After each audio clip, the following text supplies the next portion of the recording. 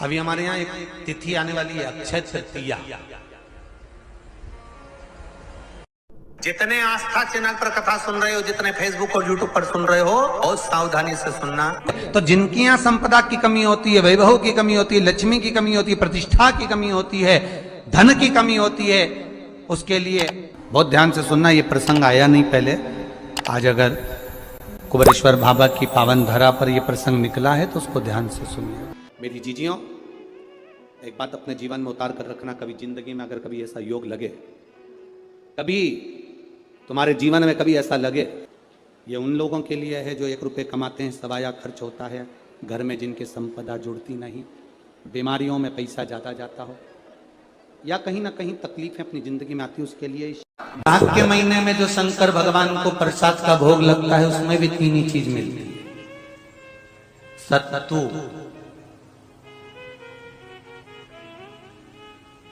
कोई दूसरे महीने में बनता है? जम के तो बोलो नहीं। कब बनता है? यही बैसाख के महीने में। चने की दाल, गेहूं और जौ, इन तीनों को गलाकर सेक कर जो सत्तू तैयार होता है, इसी बैसाख के महीने में परशुराम जयंती के दिन या अमावस्या के दिन या पूर्णिमा के दिन शंकर भगवान को समर्पित होता है और भगवान विष्णु को समर्पित होता है। दुनिया के लोग कहते क्या होता है सत्तू से? ये स्कंद पुराण की कथा कहती है, जिस समय पर बैसाख के महीने की सुंदर अमावस्या का दिन था, उस दिन माता पार्वती शंकर भगवान के लिए जब पकवान बनाने के लिए बैठी, कुछ नहीं मिला, तब माता पार्वती ने 3 अनाज को लिया, एक चना, दूसरा गेहूं और तीसरा जौ।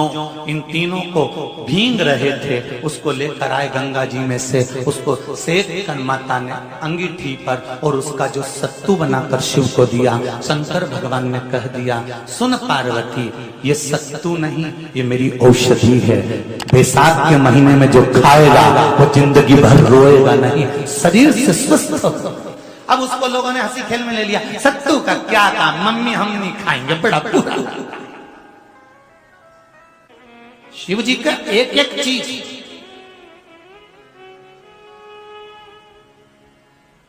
बैसाख के महीने में पियो बेल। बेल मतलब समझ गए? बेल का रस। बैसाख के महीने में पियो बेल और शरीर को रखो ऑलिव बेल। पियो सत्तू 12 महीने खाओ मत खाओ। कौन सा महीना? बैसाख के महीने में सत्तू जरूर खाओ। और सत्तू चाइना से नहीं आएगा, इंडिया में बनेगा और बना भारत में ही।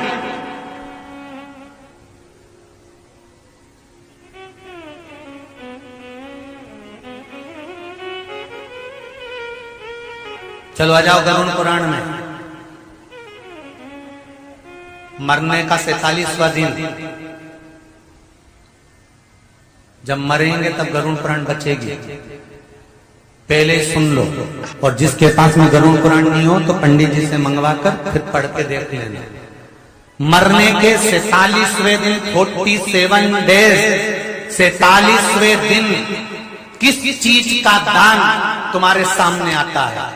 के 47वें दिन, 10 दिन तक तो जीवात्मा घर की अटारी फिरती, मरने के बाद 12वें के दिन चली जाती है। उसके बाद में जब 47वां दिन आता है तो 47वें दिन जीवात्मा को क्या दान करा जाता है? व्यक्ति ने क्या पुण्य करा होता है कि उसको नरक नहीं भोगना पड़ता, बेतरनी नहीं भोगना पड़ती, और सीधे बेतरनी से पार हो जाता है। वो किस चीज का दान है? तो कहा शिव महापुराण में, गरुड़ पुराण में, कि वो सत्तू का दान है जो बैसाख महीने में करा जाता है। सत्तू का दान 3 चीजों से मिलकर बनता है। जौ, बोलते जा जल्दी, गेहूं, चना, ये तीन चीज से मिलकर बनता है।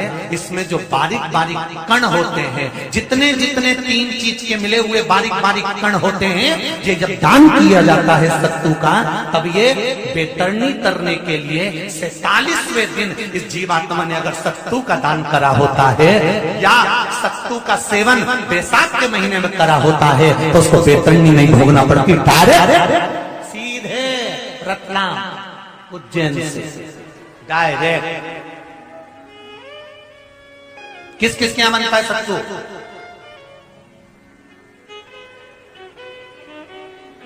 मैंने भी तो ये पूछा किस किस क्या बनता है। मैं अभी थोड़ी ना कि अभी बन गया, बैसाख में बनता तो होगा। पहले गांव के लोग तीरथ करने जाते थे, गांव का लोग जब तीरथ करने जाता था, कोई सामान नहीं लिया, सत्तू बांधी पोटली में धरा यूं और पानी में घोलिया और नमक डालिया या शक्कर या गुड़ घोल के और पी के वही चले। आज के अब जब सैनिक युद्ध करने जाता है, थक जाता है, बहुत थकान हो जाती है, जब उससे देखा जाता है तो सैनिक का जो कमांडर होता है वो सत्तू मंगवाता है और गिलास में घोल घोल कर पूरी सेना को पिलवाकर फिर युद्ध में उतार देता है। फिर युद्ध में साधारण नहीं है महाराज। सत्तू में जितने बारीक बारीक कण होते हैं, जितने बारीक बारीक, अब तुम एक काम करना, अभी जब फ्री हो तो कागज पे रख के सत्तू का एक कण गिनना, 1 2 3 बारीक बारीक गिनते रहना जरा। तो तुम्हारा क्या जाए गिनने में? भगवान कृष्ण के हाथ में पट्टी बंधी थी, तो हमने भी तो रुक्मणी को गिनने को दिया था, जरा गिन तो जरा इसमें कितने धागे। रुक्मणी जी ने कहा इसमें 9,999 धागे हैं। भगवान ने कहा बस यही 9,999 मुझे द्रौपदी को वापिस लौटाना है। गिन के लगा, अभी लगा लो ऊपर, तो भगवान गिन के बता ही देगा कि तुमने जो सत्तू दान करा था, तुमने जो सत्तू खाया था, तुमने जो सत्तू भगवान को दिया था, सत्तू का लड्डू बनाकर तुमने बैसाख महीने में भगवान की जो पूजन करी थी, तो अमावस्या के दिन, पूर्णिमा के दिन या अक्षय तृतीया के दिन तुमने जो सत्तू दिया था, भगवान तो गिनती बता देगा कि सत्तू में कितना कण था। और अगर नहीं बताए तो तुम आंदोलन पे बैठ जाओगे। क्या हमें बताओ पहले हमने कितना सत्तू दिया था, उसमें कितने कण थे, बताना पड़ा।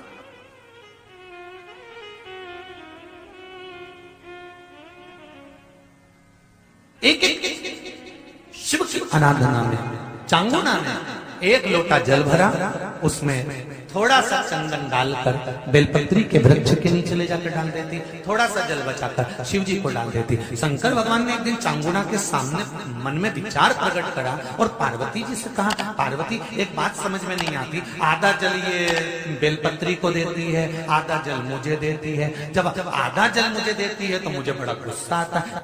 भगवान ने कहा ये आधा जल कहां डोल के आती है? पार्वती जी ने कहा उसके संतान नहीं है, इसलिए वो बेलपत्री की भी आराधना करती है और